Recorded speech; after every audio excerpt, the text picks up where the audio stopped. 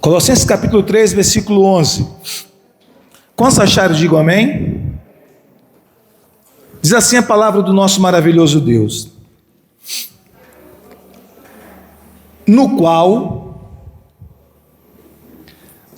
não pode haver grego nem judeu, circuncisão nem incircuncisão, bárbaro, cita, escravo, livre, porém Cristo é tudo em todos. Diga comigo: Cristo é tudo em todos. Mais uma vez, Cristo é tudo em todos. Continuando: revesti-vos, pois, como eleitos de Deus, santos e amados, de ternos afetos de misericórdia, de bondade, de humildade, de mansidão e de longanimidade. Sujeitai-vos uns aos outros, perdoai-vos mutuamente. Caso alguém tenha motivo de queixa contra outrem, assim como o Senhor vos perdoou, assim também perdoai vós. Acima de tudo isto, porém, esteja o amor, que é o vínculo da perfeição. Seja a paz de Cristo o árbitro em vosso coração, a qual também fostes chamados em um só corpo, e sede agradecidos. Habite ricamente em vós a palavra de Cristo. Instruí-vos e aconselhai-vos mutuamente em toda a sabedoria, louvando a Deus com salmos e hinos e cânticos espirituais, com gratidão em vosso coração. E tudo o que fizerdes, seja em palavra, seja em ação, fazei-o em nome do Senhor Jesus, dando por ele graças a Deus Pai. Amém? Estenda suas mãos e ore por mim, para que o Espírito do Senhor possa me usar nessa noite. Amigo Espírito Santo, essa é a tua bendita palavra que nós acabamos de ler, Senhor. Pedimos ao Senhor que fale ao nosso coração através da tua palavra, e que pela tua palavra nós sejamos ministrados, que pela tua palavra nós sejamos edificados, transformados, que haja rios de revelação nessa noite, e que a tua glória se manifeste neste lugar poderosamente. Estende as tuas mãos para curar, estende as tuas mãos para libertar, estende as tuas mãos para salvar, em nome de Jesus. Amém. Glória a Deus. Pode sentar, amados. Hoje eu quero falar sobre 7 coisas que acontecem quando Cristo se torna tudo em nossas vidas. 7 coisas que acontecem quando Cristo se torna tudo em nossas vidas.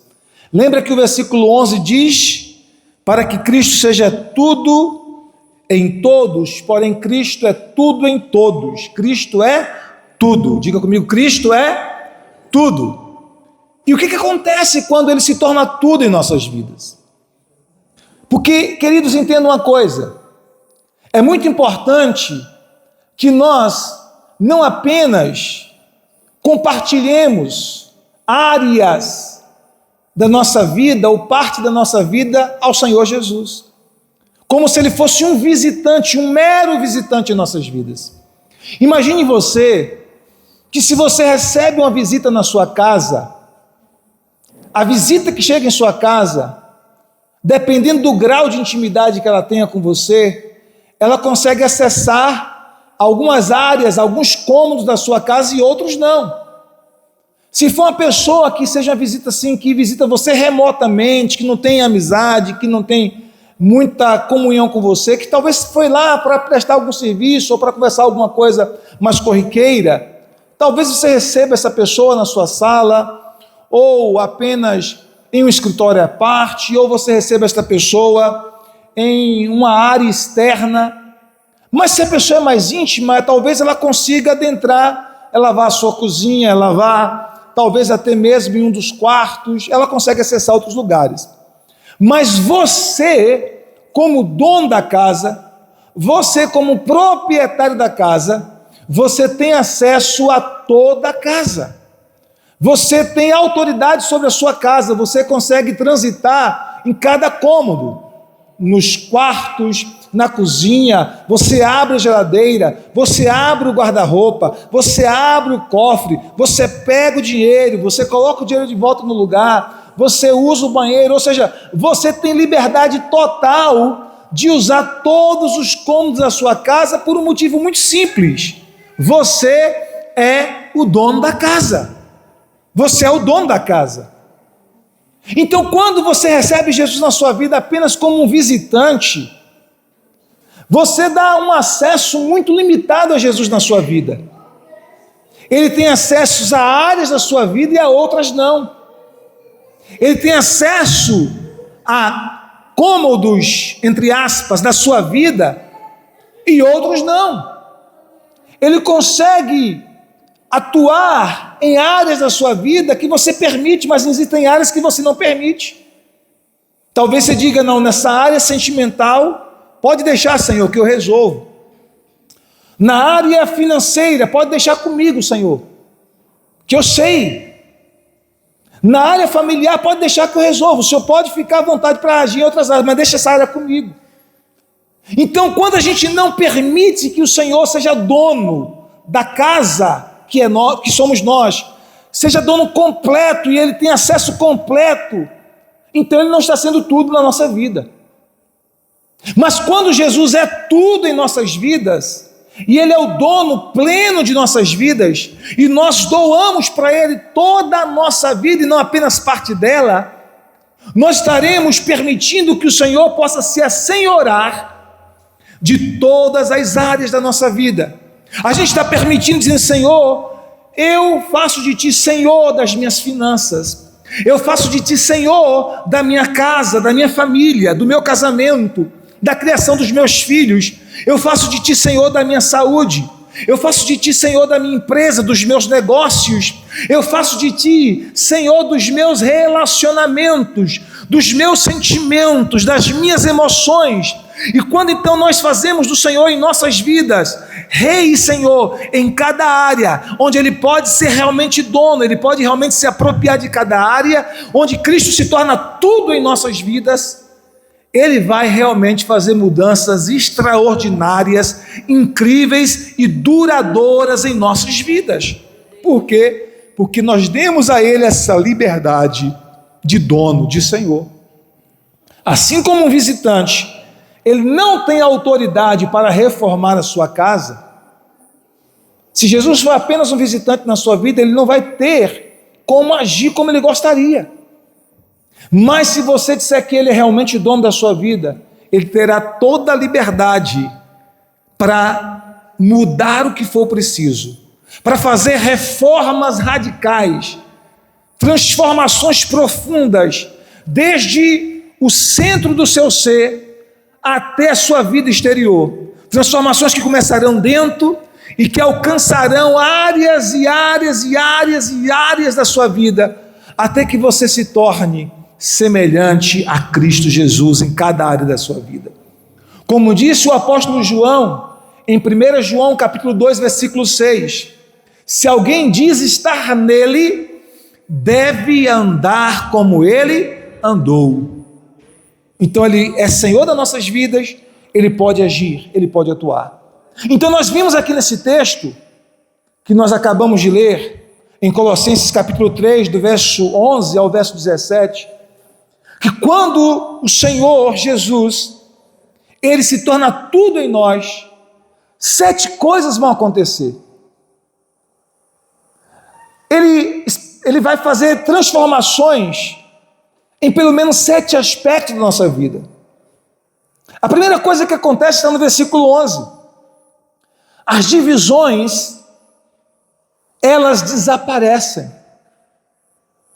Verso 11 diz assim: no qual não pode haver, no qual aqui é uma referência a Cristo, em Cristo não pode haver grego nem judeu, circuncisão nem incircuncisão, bárbaro, que era como os romanos chamavam as pessoas de outras nacionalidades, nem cita, que é um povo, escravo ou livre, porém Cristo é tudo em todos. Quando Cristo entra em nossas vidas e Ele é dono de nossas vidas, e Ele é Senhor de todos e é Senhor de cada área de nossas vidas, nós vamos vencer essas divisões que nos separam, essas barreiras que nos separam, barreiras étnicas, barreiras culturais, raciais, barreiras ideológicas que nos separam, preconceitos. E nós vamos entender que uma vez que estando em Cristo, Cristo se torna tudo em todos, independente da sua raça, independente da sua nacionalidade, da família em que você nasceu, porque Ele é Cristo em todos e Senhor de todos aqueles que o confessam como Senhor. Então nós começamos a vencer nossos preconceitos, nós começamos a vencer as nossas divisões, as nossas picuinhas.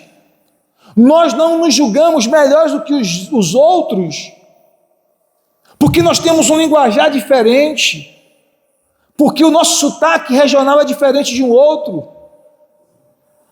Por exemplo, nós que somos nordestinos, muitas vezes somos muito criticados pelo nosso sotaque, mas ninguém é melhor do que ninguém por conta do seu sotaque, por conta da sua forma de falar. E cada região, cada lugar tem o seu sotaque. Não somos melhores do que os outros, porque tivemos acesso a certos graus de educação e de escolaridade.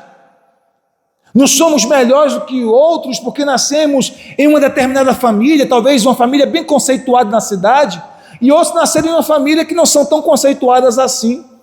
Talvez até em famílias que carregam estigma de uma família violenta, de uma família problemática, mas você se converteu a Jesus e Jesus resgatou você de toda essa maldição.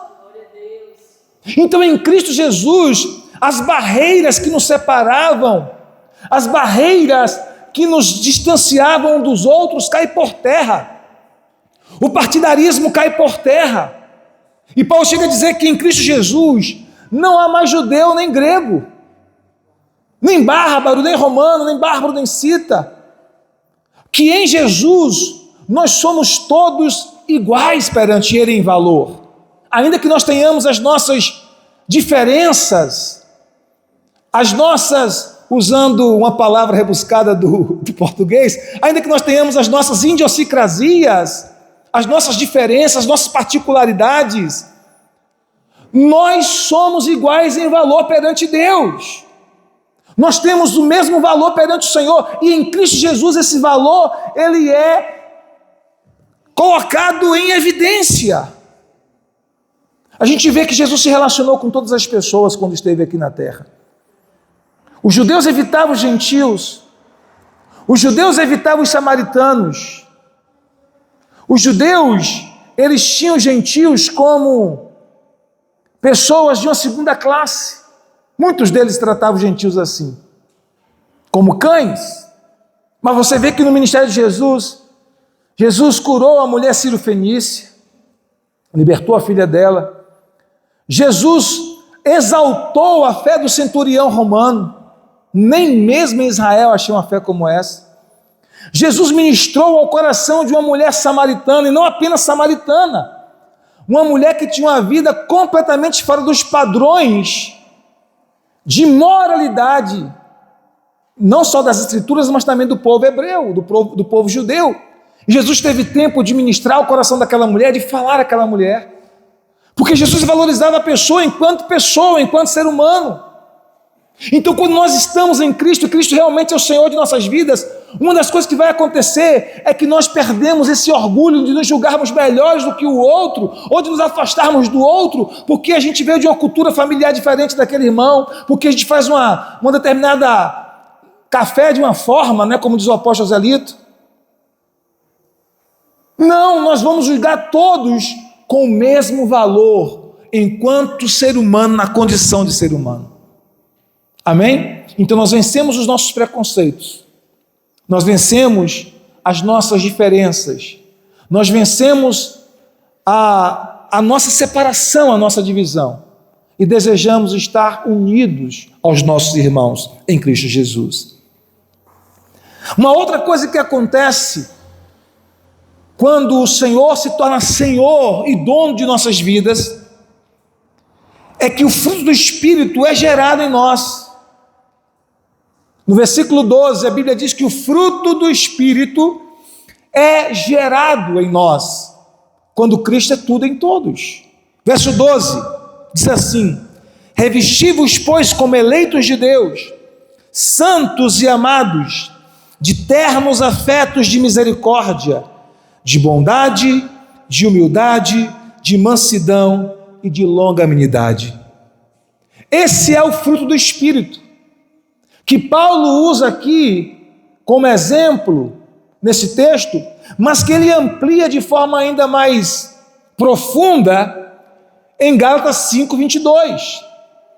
Porque lá em Gálatas 5:22 o apóstolo Paulo diz assim: mas o fruto do Espírito é amor, longanimidade, benignidade, temperança, mansidão, domínio próprio. Então ele vai falar sobre o fruto do Espírito. E antes eu imaginava como se houvesse muitos frutos. Eu até citava no plural, os frutos do Espírito. Mas se você observar, a palavra está no singular. Não é os frutos do Espírito, mas o fruto do Espírito. E esse fruto é composto de algumas partes. É como se fosse uma tangerina. Uma única tangerina, um único fruto, mas que tem vários gominhos, vários gomos. Então nós temos um único fruto, o fruto do Espírito. Mas esse fruto é composto por amor, por alegria, por paz, longanimidade, que é paciência, né? Significa longo ânimo, por benignidade, bondade, fidelidade, não é que é a mesma coisa que fé nesse caso aí, fé no sentido de fidelidade. Então nós temos aí essas virtudes que compõem o fruto do Espírito, e esse fruto do Espírito ele é produzido em nossas vidas quando Cristo é tudo em nós. Quando Cristo é Senhor de cada área e de cada aspecto de nossas vidas. Quando nós doamos para Cristo cada área de nossas vidas. Familiar, conjugal, espiritual, financeira. Amém? Saúde. Tudo nós doamos para Cristo. Ele é Senhor, Ele é dono, Ele tem autoridade. Então, o que vai acontecer? O fruto do Espírito vai começar a manifestar em nossas vidas. E o que é o fruto do Espírito? O fruto do Espírito é o caráter de Cristo gerado em nós. É o caráter de Cristo sendo desenvolvido em nós. Porque quantos concordam comigo que na vida de Jesus havia amor? Quantos concordam? Ele era e é amor. Quantos concordam que havia alegria na vida de Jesus? Que havia paz? Que havia longanimidade, ou seja, paciência? Quantos concordam que enquanto Jesus esteve aqui na terra, ele foi muito benigno para com as pessoas, bondoso, fiel a Deus, fiel ao seu propósito, à sua missão, fiel às pessoas a quem ele amava, a quem ele servia? Então todas essas virtudes estavam na vida de Jesus enquanto ele esteve aqui na terra e estão nele como Deus. E quando nós permitimos que Ele se torne Senhor de cada área de nossas vidas, o Espírito dele vai produzir esse fruto em nós. Nós nos tornaremos pessoas mais amorosas, mais alegres, mais pacíficas e pacificadoras. Nós nos tornaremos pessoas mais longânimas, ou seja, mais pacientes, mais benignas, mais bondosas.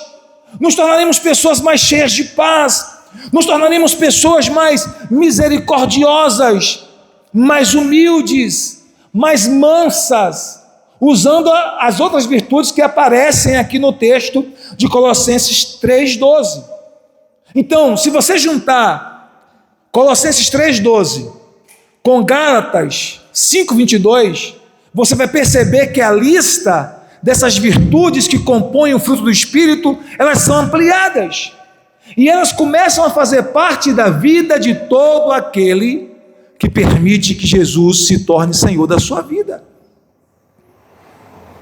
Ele vai ter liberdade de agir, de operar. Amém, queridos?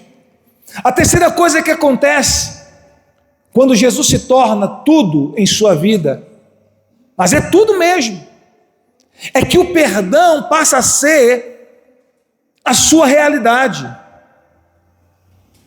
Você se torna uma pessoa que, pela graça de Deus, consegue compreender e perdoar aqueles que te feriram, aqueles que te machucaram. Seguindo o exemplo de Cristo, que ali na cruz, ora ao Pai e diz: Pai, perdoa-lhes, porque eles não sabem o que fazem. Eles não compreendem toda a dimensão espiritual dessas atitudes que eles estão tendo. Perdoa-lhes. Então, quando você permite que Jesus se torne Senhor da sua vida, de cada área da sua vida, Ele vai se tornar Senhor também das suas emoções, dos seus sentimentos. E você vai se tornando uma pessoa cada vez mais perdoadora. O perdão, precisamos entender, é um ato de fé, meus amados. O perdão não é meramente um sentimento. O perdão não é meramente uma emoção. É um ato de fé. Em fé e em obediência à palavra do Senhor Jesus, com a ajuda do Espírito Santo e com a graça de Deus em nós decidimos perdoar aqueles que nos ofenderam. Perdoar não significa que a gente vai ter convívio com todos os que nos ofenderam, nem sempre é possível.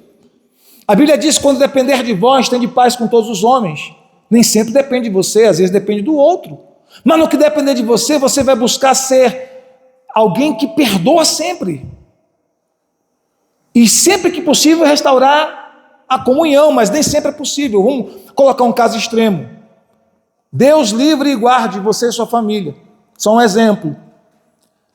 Um homem malvado e cruel que vem e que abusa de um filho seu. Pela graça de Deus, em obediência à palavra, você teria que perdoar essa pessoa. Mas isso não significa que você teria que colocar essa pessoa na sua casa para conviver com você de novo. Porque você aí estaria arriscando novamente a sua família. Vocês entendem a diferença entre perdoar e conviver? Sim ou não? Então, às vezes, não é possível restaurar o convívio. Mas mesmo quando o convívio não é possível ser restaurado, você deve perdoar. Pela graça de Deus, você deve liberar perdão para quem te machucou, para quem te feriu, para quem te caluniou, para quem te traiu, para quem te decepcionou. Porque se você não perdoar, você vai viver uma vida amargurada. Você vai ficar levando um fardo insuportável sobre as suas costas. E tem pessoas que ainda têm ódio e ressentimento de pessoas que já morreram. E se você ainda não perdoou pessoas da sua vida que já morreram, você está carregando um defunto, um cadáver nas suas costas. Essa pessoa está dormindo com você, acordando com você, indo para o trabalho com você, você está levando um cadáver nas costas. Que esse era um castigo romano, né? Os romanos faziam isso com alguns prisioneiros, colocavam um morto aprisionado às costas daquele prisioneiro e soltava ele. E ele não tinha como se livrar e acabava morrendo, porque aquele corpo em putrefação acabava contaminando e a pessoa acabava morrendo. Então, escute o que eu estou te falando. Quando Cristo se torna Senhor de sua vida, você entrega a Ele também essa área. Você diz: Senhor, eu sei que eu não consigo perdoar sozinho, eu sei que eu não consigo sem a Tua ajuda, sem a ajuda do Teu Espírito Santo, mas eu entrego essa área nas Tuas mãos, e pela fé, eu perdoo fulano de tal, eu perdoo ciclano, eu perdoo essa pessoa, eu abençoo, eu oro por essa pessoa, declarando a bênção do Senhor sobre esta pessoa. E quando você faz isso, você se libera para receber mais favor e mais graça do Senhor, mais bênção do Senhor. Então o que acontece quando você se torna servo absoluto de Cristo e Cristo se torna Senhor absoluto da sua vida? O perdão se torna uma realidade. Você recebe graça para perdoar e graça para compreender quem te ofendeu. A quarta coisa que acontece quando Cristo se torna Senhor e dono e tudo em nós nos tornamos unidos pelos vínculos do amor. Versículo 14 diz isso. Verso 14. Acima de tudo isto, porém, esteja o amor, que é o vínculo da perfeição. Acima de todas essas virtudes está o amor, como vínculo da perfeição, como elo da perfeição. O amor é este elo que nos une, ou pelo menos deve ser. O apóstolo Paulo está dizendo que nós precisamos ser unidos por este vínculo, por este elo que é o amor. É o amor que tem que unir famílias, é o amor que tem que unir os casais, é o amor que deve nos unir como irmãos em Cristo. Agora, existem pessoas que não são unidas pelo amor, são unidas por outros interesses. Tem mulheres que se unem ao marido não pelo amor, mas pelo interesse financeiro. Sim ou não? Sim. Tem homens que se unem a uma mulher não pelo amor, mas pela estética agradável que ele vê nela. E é errado casar-se com um homem rico ou casar-se com uma mulher bonita? Não. Mas isso não é o que deve unir a princípio, não deve ser a base, o alicerce. O que une deve ser o amor. Existem relacionamentos na igreja que um irmão se relaciona com outro não pelo amor, mas por outros interesses, escusos, de promoções.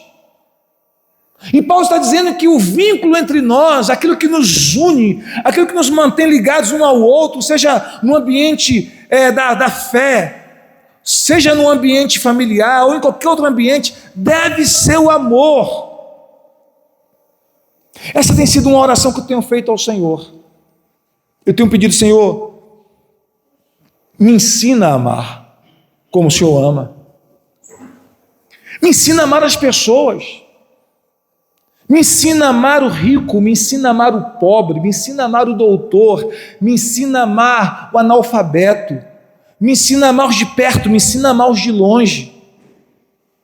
Me ensina a amar os meus irmãos em Cristo, me ensina a amar aqueles que estão totalmente alheios à vontade do Senhor para as suas vidas. Me ensina a amar a pessoa na condição de pessoa, me ensina a amar o ser humano na condição de ser humano, enquanto ser humano, sem outras motivações, sem outros interesses.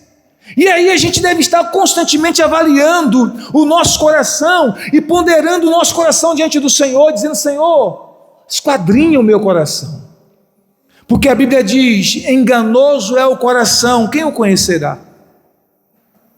Por isso que a gente não deve se gabar de muita coisa, irmãos, se julgar muita coisa. Eu vejo algumas pessoas dizendo: eu sou muito humilde, eu sou muito isso, sou muito aquilo, se gabando. Não se gabe não, porque só Deus conhece em profundidade o nosso coração, e nós precisamos pedir ao Senhor: Senhor, sonda o meu coração, vê se há em mim algum caminho mau e guia-me pelo caminho eterno. Vê se há em mim alguma coisa que não te agrada, alguma coisa que não está em linha com a tua palavra, alguma atitude minha que não é coerente com a fé que professo ter, e limpa o meu coração. Se eu me aproximo das pessoas por interesses escusos, se não o interesse único do amor, Senhor, limpa o meu coração, que haja no meu coração esse amor genuíno, esse amor verdadeiro, que eu ame o meu irmão, que eu ame as pessoas próximas de mim, o meu próximo, como diz a tua palavra.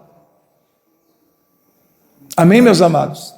Então Paulo diz que quando Cristo se torna dono, Senhor, que Ele se torna tudo em todos, tudo em nossa vida, o que vai nos levar a nos unir às pessoas é o vínculo do amor. Seremos vinculados, laçados por este amor, é o que nos manterá unidos. E nós precisamos querer estar unidos. Eu falei domingo passado aqui que nós estamos enfrentando uma grande batalha nesses últimos dias. Por quê? Porque as pessoas não querem mais congregar. Muitas pessoas não querem mais congregar. Você vê que até mesmo aqui em nossa congregação há um rodízio. Há um rodízio, você pode ver, todo domingo há um rodízio de pessoas. Tem gente diferente a cada domingo, mas não é visitante, é gente da própria igreja. Por quê? Porque nós estamos tendo dificuldade de congregar. Nós temos perdido essa sensibilidade, esse desejo de estar junto, de crescer em comunhão, de estar junto com o nosso irmão. E nós temos tantas desculpas para isso, de não querer nos envolver, de não querer nos comprometer, de não querer estar na comunhão. Talvez alguns por medo de serem decepcionados, de serem feridos, de serem magoados. Talvez alguns porque não conseguem entender, não conseguem compreender com nitidez e clareza a importância de estar juntos. Outros porque os seus corações já estão feridos, ou já estão machucados, ou já estão decepcionados. Algumas pessoas por fraqueza espiritual, e mesmo em fraqueza espiritual, elas tentam justificar sua fraqueza culpando outros. Tem sempre alguém assim, né? Sim ou não? Tem sempre alguém que vai sempre querer culpar o outro pela sua fraqueza. Seria muito mais fácil a pessoa admitir e dizer: não, eu estou fraco na fé, é por isso que eu tenho me mantido distante, eu estou fraco na fé, é por isso que eu não tenho orado e não tenho lido a Bíblia como deveria. Mas muitas vezes a pessoa prefere culpar o outro e dizer: não, é porque essa igreja é assim, é porque essa igreja é desse modo, é porque eu me decepcionei com o irmão tal, com a irmã tal. Mas eu sei que, independente dos motivos, nós temos recebido nesses dias um ataque velado, talvez por falta de prioridade mesmo, porque a gente sempre vai encontrar tempo para aquilo que nós julgamos importante em nossas vidas, irmãos, sempre. Se você disser para sua mulher, você que é marido, se você disser para sua mulher: eu amo você, mas eu não tenho tempo para você, a sua esposa não vai acreditar nisso. Porque quem ama encontra tempo. Eu me lembro quando estava namorando a minha esposa, novinho, com 18 anos de idade, eu queria vê-la toda hora, apaixonado, arriado, os 4 pneus e o estepe. Eu queria vê-la toda hora, toda hora. E eu saía do trabalho e passava na casa dela e dizia assim: vim só te ver rapidinho aqui. Aí ia para o Instituto Teológico, voltava 10h30, passava lá rapidinho. A mãe dela já estava com o relógio olhando: horário, está tarde. Não, é rapidinho. Porque eu queria vê-la todo dia, porque eu a amava, porque eu queria estar perto dela, porque eu queria me casar logo com ela. Então, quando você ama alguém ou algo, você encontra tempo para dedicar àquela pessoa ou aquele algo que é objeto e alvo do seu amor. Se nós dizemos que amamos a casa de Deus, que nós amamos os nossos irmãos, que nós amamos o Senhor, nós vamos encontrar tempo para estar com Ele. Isso será a prioridade da nossa vida, irmãos. Mas o que deve nos unir nisso tudo é o amor. Mas Jesus disse e nos alertou sobre isso. Lá em Mateus ele nos alertou: por se multiplicar a iniquidade, o amor de quase todos se esfriará. De quase todos. Quem disse foi Jesus. Mas nós não podemos permitir que esse amor em nós, em nosso coração, se esfrie. Amor pelos irmãos, amor pela casa de Deus, amor pela causa de Deus, amor por estarmos juntos, entendendo a importância da comunhão, entendendo que a comunhão nos faz crescer, nos faz avançar, nos faz amadurecer na fé. Porque até quando temos um conflito, irmãos, nós aprendemos a amar, a andar a segunda milha, nós aprendemos a perdoar, nós aprendemos a oferecer o outro lado da face para quem nos feriu na direita. A gente só aprende isso junto. A gente só aprende a dar a segunda milha junto. A gente só aprende a dar a capa a quem nos pediu a túnica se estivermos juntos. A gente só aprende a virar o outro lado da face se estivermos juntos. Mas muitos fogem disso com medo. Não seja medroso, seja corajoso. A comunhão, o estar junto tem desafios, mas são desafios que podem ser superados pelo amor em nós.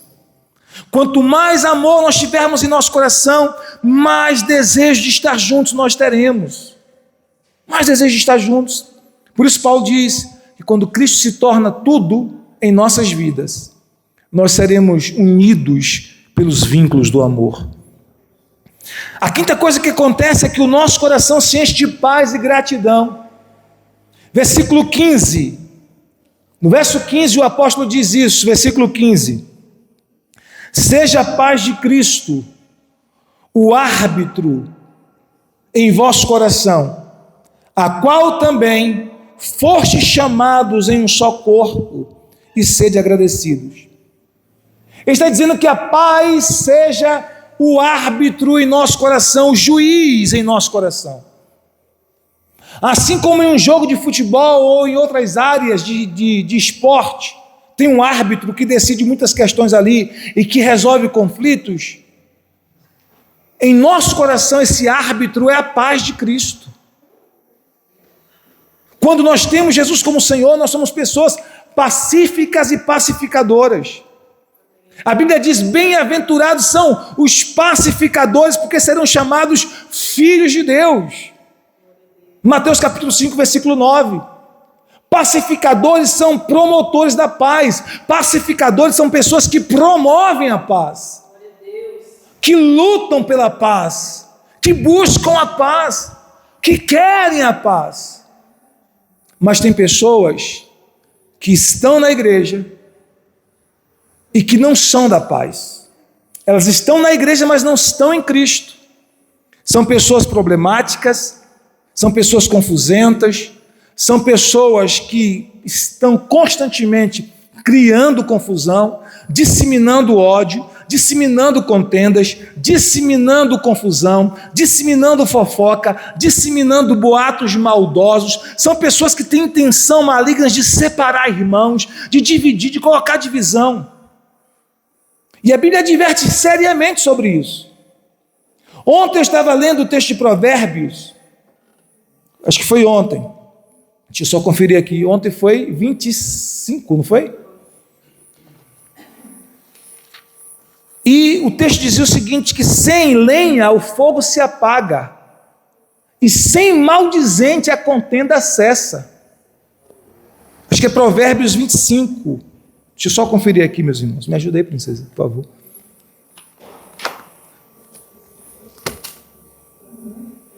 Provérbios 25. É isso mesmo. Provérbios 25, versículo... Aliás, perdão, é Provérbios 26. 26, 20. Sem lenha o fogo se apaga, e não havendo maldizente cessa a contenda. Provérbios 25, 26, versículo 20. Sem lenha o fogo se apaga, e não havendo maldizente cessa a contenda. Então tem gente que é maldizente, é malicioso, é maledicente, não permitiu que a sua língua fosse dominada ainda pelo Espírito Santo, está na igreja, mas não permitiu ainda que a sua língua fosse incendiada pelo fogo do Espírito. Em vez disso, a língua ainda é incendiada pelo fogo do inferno, porque existem dois fogos, diz a Bíblia, que podem incendiar a nossa língua. Um é o fogo do Espírito, como aconteceu em Atos 2, que os discípulos foram incendiados com as línguas de fogo do céu. E o outro é fogo do inferno, como diz Tiago capítulo 3. Tem línguas que são incendiadas pelo inferno. Por isso que o texto diz que quando não há fogo, quando não há lenha, o fogo acaba. Assim, quando não há maldizente em um ambiente, a contenda cessa, as confusões cessam, as intrigas cessam. Porque nós, como servos de Deus, que permitimos que o Senhor se torne dono e tudo em nós seremos dominados pela paz como árbitro, como juiz. Seremos pessoas que buscam a paz, que promovem a paz, que oram pela paz, que intercedem pela paz, que faz tudo que está ao nosso alcance para ter paz com todos. Mas o maldizente não é assim. Ele semeia discórdia, semeia contenda, semeia fofoca, semeia boato. Quando vê um irmão se dando bem, dois irmãos se dando bem, tendo amizade, ele se intromete pelo meio, fala mal de um para o outro, fala mal do outro para o de cá, e tenta semear discórdia, tenta separar estes. E a Bíblia também fala sobre este tipo de pessoa em Provérbios capítulo 6. Provérbios capítulo 6, verso de número 19. Provérbios 6, 19.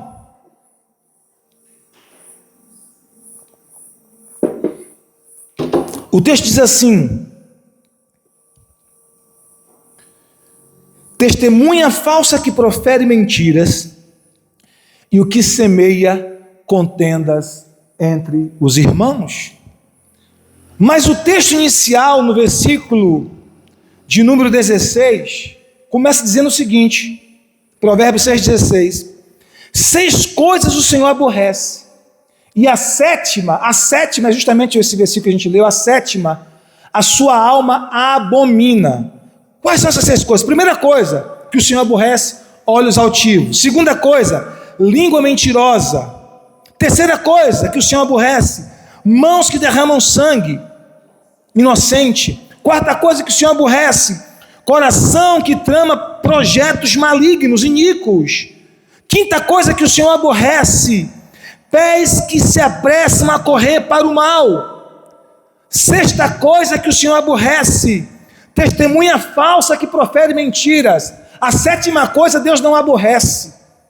A sétima, a Bíblia diz que a sua alma abomina. Abominar é uma expressão mais forte do que aborrecer, porque a ideia aqui é de repugnância, a ideia aqui é de algo que causa nojo no Senhor, a ideia aqui é de algo que causa vontade de vomitar.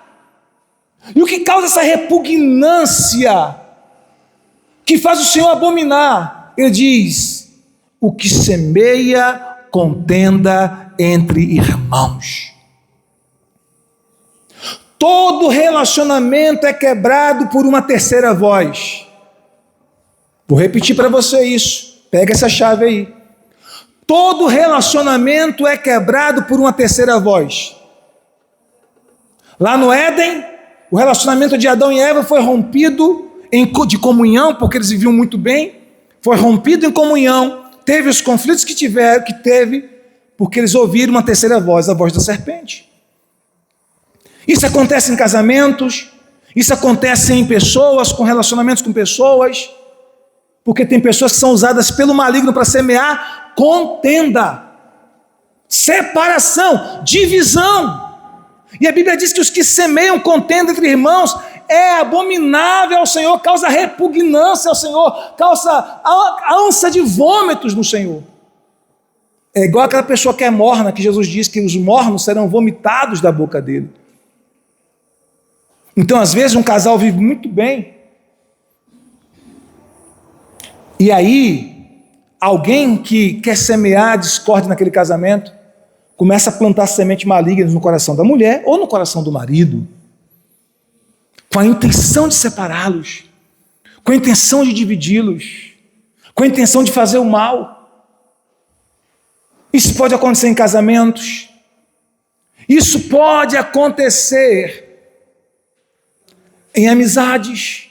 Você tem uma amizade com uma pessoa maravilhosa, de repente, alguém começa a falar mal de você para o seu melhor amigo, falando coisas que você não fez, o que você não falou. E de repente você vê aquele amigo mudar com você da hora para a noite, da noite para o dia, de uma hora para outra, e você não entende. E quando você descobre alguém perverso, alguém maligno, alguém com a língua de serpente, semeou contenda nessa amizade. Isso pode acontecer entre irmãos em Cristo. Então nós precisamos ter muito cuidado e precisamos ter muito discernimento espiritual. Agora você, meu irmão, escute uma coisa que eu vou te dizer: você é um pacificador, diga amém. Você é um promotor da paz. Você é alguém que semeia paz, não discórdia. Você é alguém que reconcilia. A Bíblia diz que nós recebemos do Senhor o ministério da reconciliação. Nós somos chamados por Deus para reconciliar, para unir as pessoas, para abençoar as pessoas, e não para semear discórdia, não para semear contendas, não para provocar divisão. Quantos estão entendendo o que eu quero dizer? Diga amém.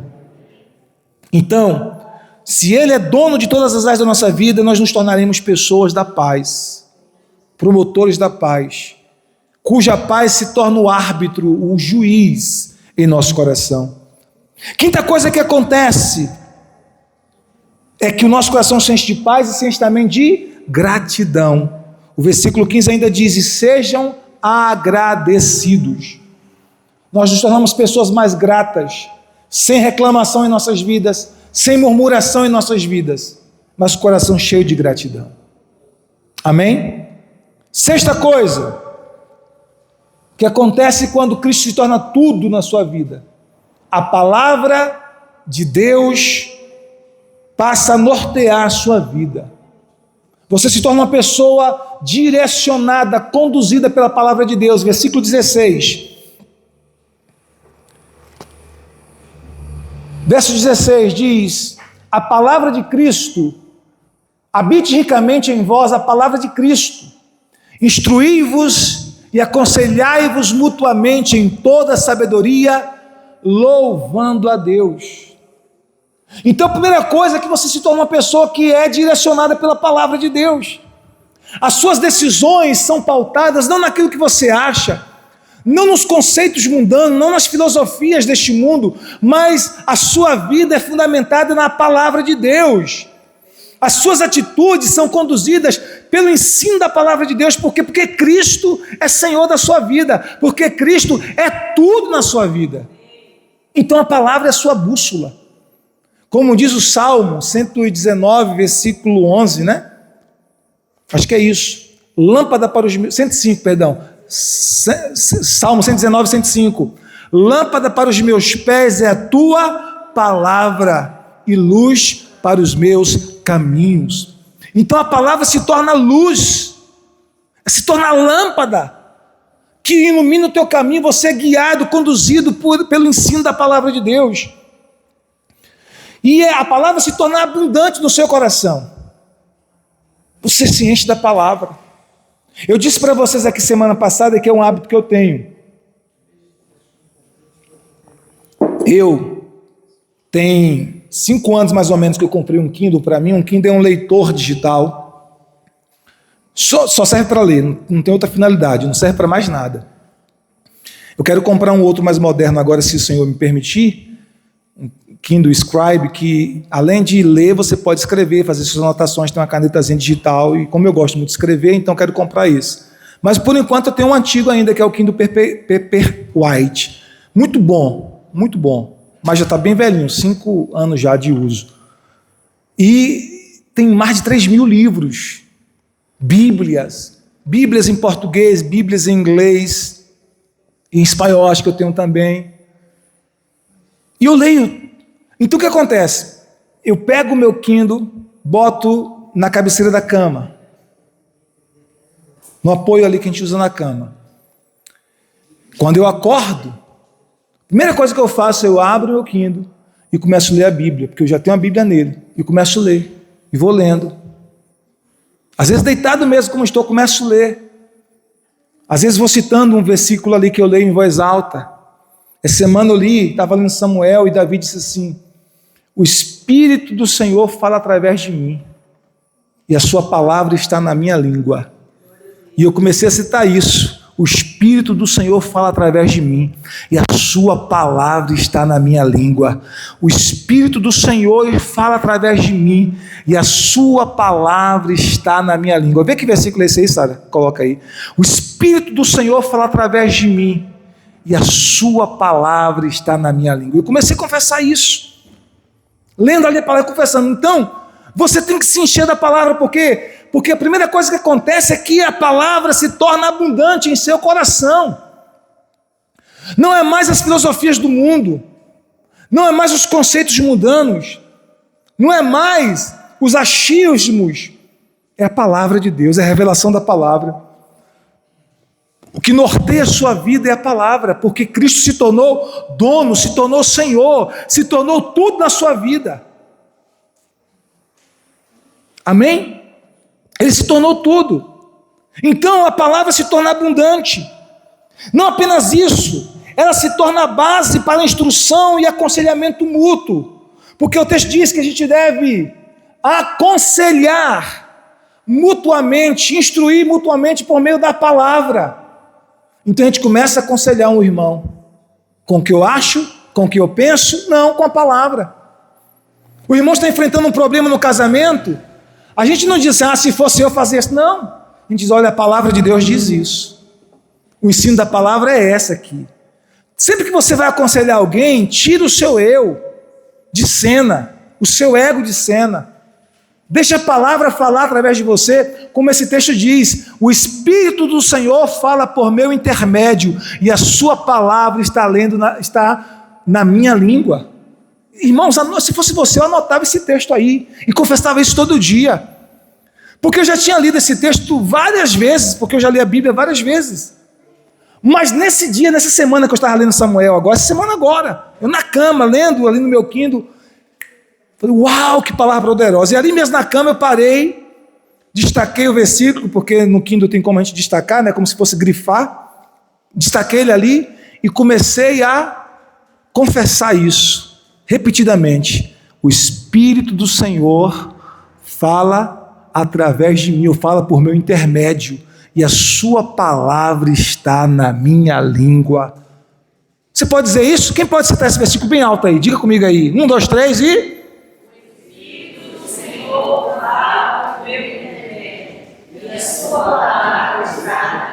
Mais uma vez,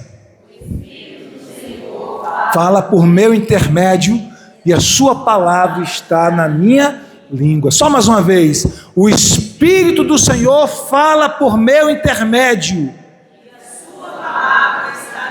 Coloca a mão na sua cabeça e profetize isso. Diga, o Espírito do Senhor fala por meu intermédio e a sua palavra está em minha língua. Então a gente precisa, falar pela palavra, irmãos. O que deve sair da nossa boca é a palavra. Então olha o que esse texto diz em 2 Samuel 23, 2. 2 Samuel 23, 2. O Espírito do Senhor fala por meu intermédio e a sua palavra está na minha língua. Olha que confissão poderosa de fé. Sim ou não? Poderosa. Você vai aconselhar um casal que está em conflito? O Espírito do Senhor vai falar através de você, porque a palavra de Deus está na sua boca. Você vai aconselhar um jovem que está numa luta contra tentações? Você vai falar pelo Espírito do Senhor, porque a palavra de Deus está na sua língua.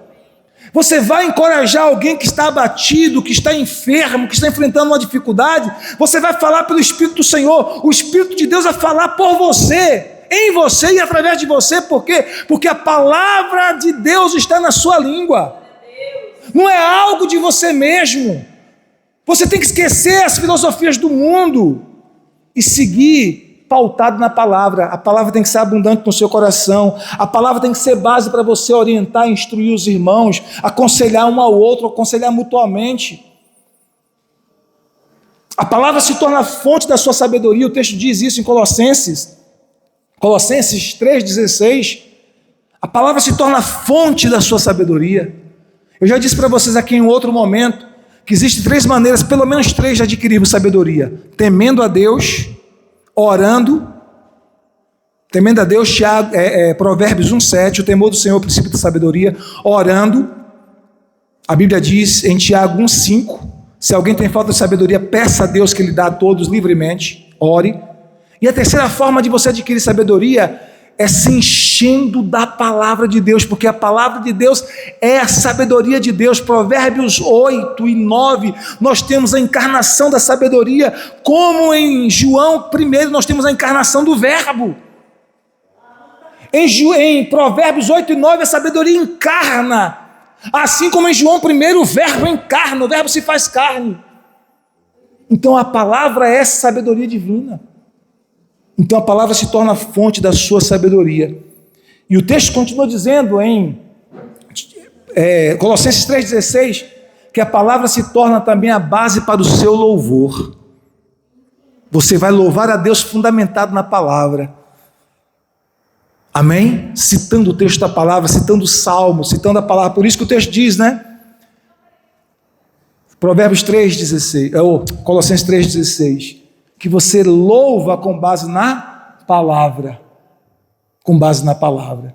Habite ricamente em vós a palavra de Cristo, instruí-vos e aconselhai-vos mutuamente em toda sabedoria, louvando a Deus, continua, com salmos, hinos e cânticos espirituais, com gratidão em vosso coração.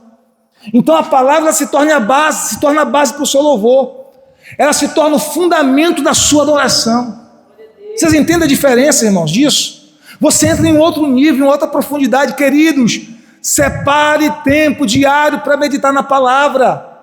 Meu Deus do céu, você gasta muito mais tempo com o WhatsApp, você gasta muito mais tempo com séries na Netflix. Quantas vezes você passa maratonando? Meu Deus, tem gente que vira a madrugada maratonando séries, uma atrás da outra, um episódio atrás do outro. Ou você gasta um tempo absurdo nas redes sociais, Facebook, Instagram, TikTok. E esse tempo precioso você poderia dedicar, se você dedicar 15 a 20 minutos diário para meditar na palavra de Deus. Isso vai fazer uma diferença absurda na sua vida, porque quem medita na palavra de dia e de noite, irmãos, prospera em tudo que faz. Quem medita na palavra de Deus de dia e de noite, prospera em tudo que faz. Se você quer prosperar em tudo que você fizer, o segredo é medite na palavra de dia e de noite. Gaste tempo com a palavra de Deus, debruce-se na palavra de Deus. Mas eu não entendi. Peça ao Espírito Santo, você tem a oportunidade de ler o livro com o autor ao seu lado, para lhe explicar. Aliás, não ao seu lado, mas dentro de você, que é o Espírito Santo. Amém, queridos? Então, gaste tempo com a palavra de Deus, porque quando Cristo se torna tudo na sua vida, a palavra de Deus passa a ser realidade orientadora na sua vida. A palavra de Deus passa a nortear cada área da sua vida. Sua família, seu casamento, suas finanças, tudo é conduzido pela palavra, pelo ensino da palavra. E por último, a sétima coisa que acontece quando Cristo se torna tudo em sua vida, Senhor de todas as áreas, não apenas de alguns aspectos, é que Deus, ele é plenamente glorificado na sua vida. Verso 17, a gente termina aqui. O texto diz assim, Colossenses 3,17. Diz assim: e tudo o que fizerdes, seja em palavra, seja em ação, fazei-o em nome do Senhor Jesus, dando por ele graças a Deus Pai. Tudo o que você fizer, faça para a glória de Deus. Tudo o que você fizer, seja em palavra, seja em ação, faça no nome do Senhor, dando graças, rendendo graças, ações de graças a Deus Pai. Então, se você tem uma vida plena de Cristo, se Cristo é o centro do teu ser, se Ele ocupa cada área e cada espaço na sua vida, se Ele é Senhor da sua vida, do seu casamento, da sua família, dos seus negócios, da sua empresa, da sua saúde, da sua vida espiritual, da sua vida ministerial, se Ele é Senhor de todas as áreas da sua vida, sem reservas, o resultado final é: Deus será plenamente glorificado na sua vida. A sua vida será uma vida que glorifica a Deus. 1 Coríntios capítulo 10, versículo 31. A Bíblia diz em 1 Coríntios 10, 31, quer vocês comam, quer vocês bebam, quer vocês façam qualquer outra coisa, façam tudo para a glória de Deus. Cozinhe para a glória de Deus. Crie os seus filhos para a glória de Deus. Conduza a sua empresa para a glória de Deus. Lidere a sua célula para a glória de Deus. Sirva com seus dons no ministério para a glória de Deus. Crie os seus filhos para a glória de Deus. Namore com a sua esposa ou com seu marido para a glória de Deus. Tudo que você fizer, faça para a glória de Deus. Para que Deus seja glorificado em sua vida, em todas as coisas. E aí a gente vai entender uma coisa muito importante, irmãos. Não existe essa divisão de secular e espiritual para nós. Para nós tudo tem que ser espiritual. Porque tem gente que pensa que espiritual é só estar no culto. Vir ao culto no domingo ou na quinta-feira, ou participar de uma célula durante a semana. E que toda a sua vida, trabalho, criação de filhos, todas as outras áreas da sua vida é secular. Não. Para o cristão tudo é espiritual. Criar filhos é espiritual. Tratar bem a esposa é espiritual. Tratar bem o marido é espiritual. Tratar bem um cliente é espiritual. Comprar e pagar é espiritual. Ganhar dinheiro é espiritual. Porque até para ganhar dinheiro, você vai ganhar dinheiro para a glória de Deus. E tem pessoas, e aqui nós temos algumas pessoas que receberam de Deus o dom de adquirir riquezas. Você vai adquirir riquezas para a glória de Deus. E vai usar essas riquezas também para a glória de Deus. Para promover o reino de Deus, para abençoar o necessitado, para estender as mãos ao faminto.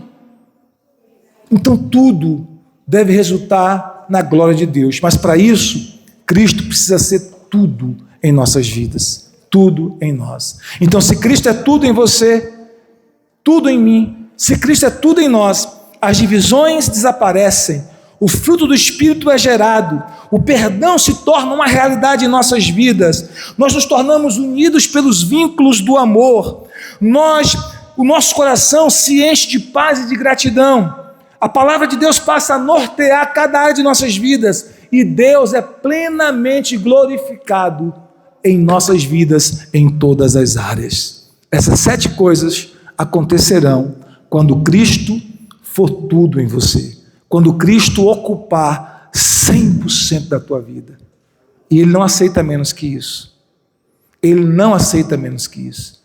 Ele quer o teu tudo, toda a tua vida, toda a tua entrega, sem reservas. Obediência parcial é desobediência. Ele quer o teu tudo. Fique de pé, vamos orar, consagrando as nossas vidas a Deus. Glória a Deus. Aleluia, Jesus. Te adoramos, Senhor. Levante suas mãos aos céus, queridos. Vamos clamar.